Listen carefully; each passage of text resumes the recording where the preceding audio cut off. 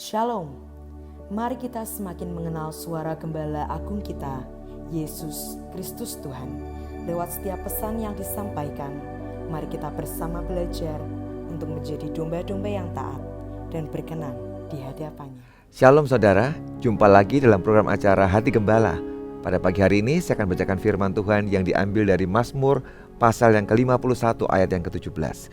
Korban sembelian kepada Allah ialah jiwa yang hancur, hati yang patah dan remuk, tidak akan kau pandang hina, ya Allah.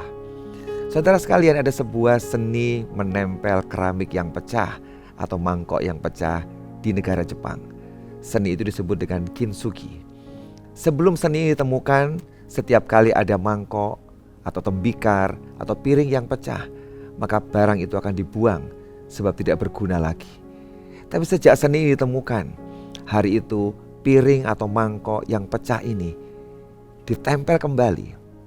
Tapi yang luar biasa adalah ketika menempel mangkok atau piring yang pecah ini tidak menggunakan lem biasa, tapi yang digunakan adalah emas murni sebagai perekat untuk tembikar atau piring yang pecah ini. Kita tahu sejak hari itu jadilah sebuah karya seni yang luar biasa. Memang mangkok yang pecah itu tanda pecahnya tidak hilang, masih ada. Tapi di antara celah-celah yang pecah itu ada emas murni. Sehingga nilai barang itu, mangkok atau piring yang pecah ini, yang seharusnya tidak berguna lagi, sejak ditempel menggunakan emas itu, nilainya akan menjadi naik, mempunyai nilai seni yang lebih tinggi dan mempunyai harga yang lebih tinggi lagi. Saudara, seringkali dalam kehidupan kita ini, ketika seseorang sudah pecah hidupnya, gagal, berantakan, dan hancur hidupnya, manusia cenderung membuang orang-orang yang seperti itu. Tapi berbeda dengan Tuhan kita. Ketika dia menemukan orang-orang yang hidupnya hancur, yang hidupnya berantakan, yang hidupnya punya banyak persoalan, yang mungkin dijauhi oleh banyak orang, Tuhan mau ambil orang itu dan dia akan memperbaiki hidup orang yang rusak itu. Dengan apa dia memperbaiki?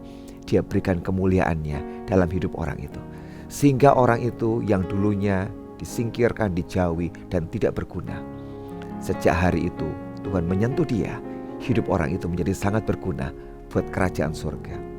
Memang bekasnya masih kelihatan, memang pecahnya masih kelihatan, tapi dia tutup pecahan itu dengan emas, yaitu kemuliaannya, sehingga semua retak-retak, celah-celah dan masa lalu orang itu tetap masih ada, tapi dibungkus dengan kemuliaan Tuhan.